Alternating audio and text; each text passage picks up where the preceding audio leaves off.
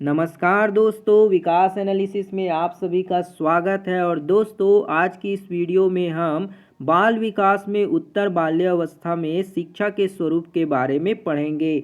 इससे पहले दोस्तों, हमने अपनी प्रीवियस वीडियो में उत्तर बाल्यावस्था के अर्थ और विशेषता के बारे में पढ़ाया था। अगर आपने अभी तक वो वीडियो नहीं देखा है तो आप उसे जाकर देख सकते हैं। बहुत बेसिक से दोस्तों हम आपको बाल विकास पढ़ा रहे हैं। चलिए दोस्तों, हम उत्तर बाल्यावस्था में शिक्षा के स्वरूप को आगे पढ़ते हैं।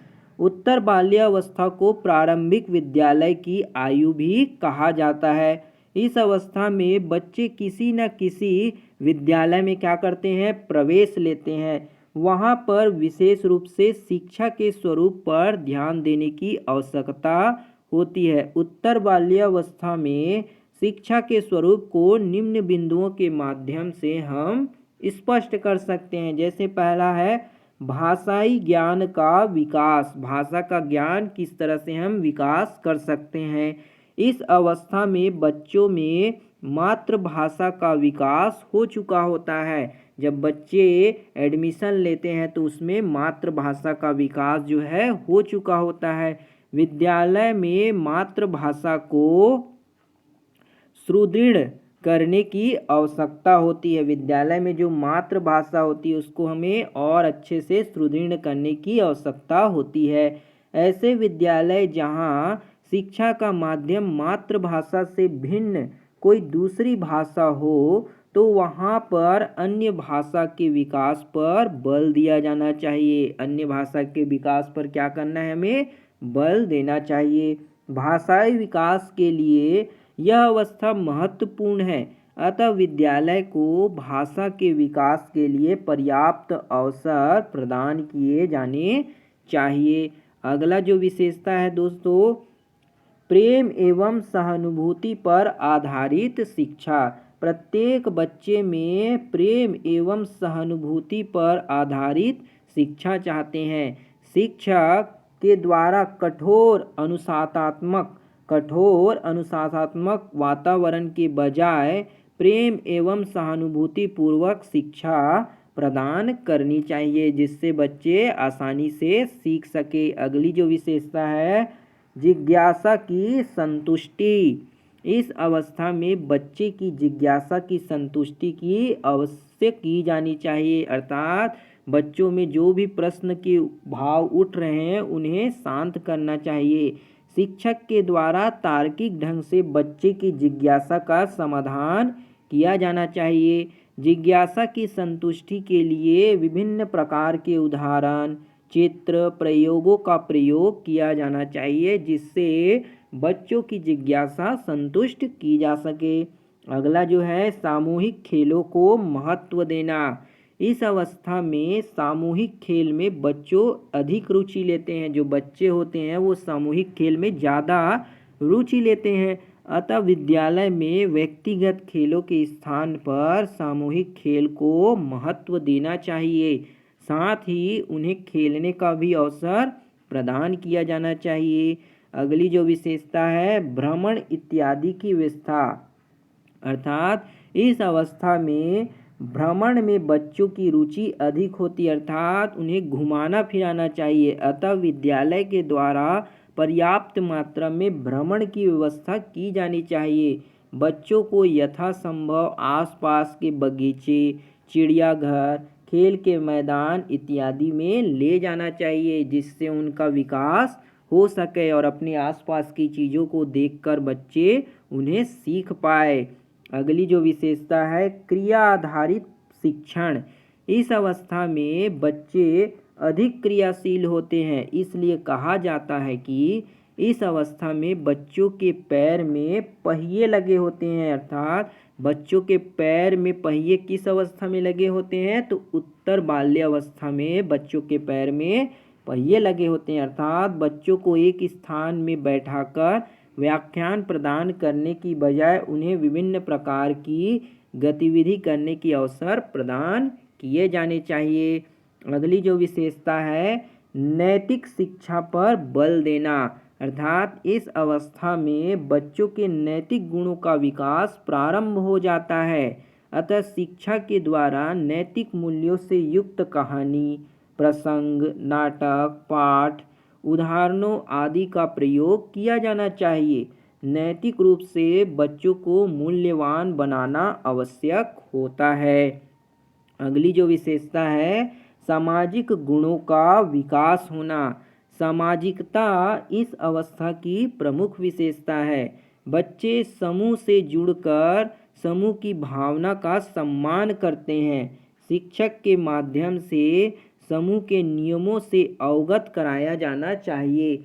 इसके साथ साथ विभिन्न सामाजिक गुण जैसे सहयोग की भावना, नेतृत्व इत्यादि का विकास किया जाना चाहिए। अर्थात उत्तर बाल्यावस्था में बच्चों में सामाजिक गुण का विकास किया जाना चाहिए। अगली जो विशेषता है दोस्तों, रचनात्मक कार्य के अवसर प्रदान करना। रचनात्मक कार्य के अवसर हमें प्रदान करने चाहिए। इस अवस्था के बच्चों में रचनात्मक कार्य करने की प्रवृत्ति प्रबल हो जाती है। अतः बच्चों को विभिन्न प्रकार के रचनात्मक कार्य करने के अवसर प्रदान किए जाने चाहिए। इसके लिए शिक्षक के द्वारा दत्त कार्य या फिर गृह कार्य के दौरान किसी वस्तु का संग्रह करना, कुछ चित्रकारी करना, खिलौने बनाना इत्यादि प्रदान किए जा सकते हैं, जिससे बच्चों में रचनात्मकता कार्य के प्रति विकास विकसित हो सके। अगला जो विशेषता है, व्यक्तिगत रुचियों का विकास करना। इस अवस्था में रचनात्मकता के माध्यम से बच्चे में विभिन्न प्रकार की व्यक्तिगत रुचियों का विकास होता है। व्यक्तिगत रुचि का विकास होगा, जैसे कि चित्र बनाना, मूर्ति बनाना, कागज अथवा लकड़ी के कार्य करना, खेल के प्रति रुचि, ये सभी उनमें व्यक्तिगत रुचियों का विकास होने लगता है। इस अवस्था में शिक्षक के द्वारा व्यक्तिगत रुचियों के विकास हेतु कार्य प्रदान किए जाने चाहिए। अगली जो विशेषता है, संकलन प्रवृत्ति को प्रोत्साहन देना। इस अवस्था में संकलन प्रवृत्ति अधिक होती है, अतः बच्चों को रचनात्मक संकलन हेतु अवसर प्रदान किए जाने चाहिए। समानतः शिक्षकों एवं पालकों के द्वारा बच्चों की संकलन प्रवृत्ति को व्यर्थ मानकर उन्हें हतोत्साहित किया जाता है, जो कि सर्वथा अनुचित होता है। डाक टिकट, सिक्के, अनमोल विचार, महापुरुषों के चित्र इत्यादि का संग्रह करने का कार्य दिया जा सकता है, जिससे बच्चों में संकलन की प्रवृत्ति जो है प्रोत्साहित होगी। अगली जो विशेषता है, श्रम को प्रोत्साहन करना। इस अवस्था में बच्चों में अत्यधिक ऊर्जा होती है। किस अवस्था में? उत्तर बाल्यावस्था में बच्चों में अत्यधिक क्या होती है? ऊर्जा होती है। इसी ऊर्जा का सदुपयोग किया जाना चाहिए। ये जो ऊर्जा होती है उनका सदुपयोग और सही दिशा में उपयोग करना चाहिए। इस अवस्था में बच्चों को श्रम करने के लिए अधिक से अधिक अवसर प्रदान किए जाने चाहिए। बच्चों में श्रम के प्रति सम्मान की भावना उत्पन्न की जानी चाहिए। साथ ही श्रम कार्य करने हेतु उन्हें प्रोत्साहित प्रेरित भी किया जाना चाहिए। श्रम से शारीरिक एवं मानसिक दोनों का विकास होता है। अगली जो विशेषता है, आत्मनिर्भरता का विकास करना। इस अवस्था में बच्चे कुछ कार्यों में आत्मनिर्भर हो जाते हैं, अर्थात उत्तर बाल्यावस्था में बच्चे अपने कार्य को करने के लिए आत्मनिर्भर हो जाते हैं। बच्चों में आत्मनिर्भरता का विकास किया जाना चाहिए, जिससे वे अपने सभी कार्य को समय एवं सरलता से पूर्ण कर सके। अर्थात बच्चों में आत्मनिर्भरता का विकास होना चाहिए।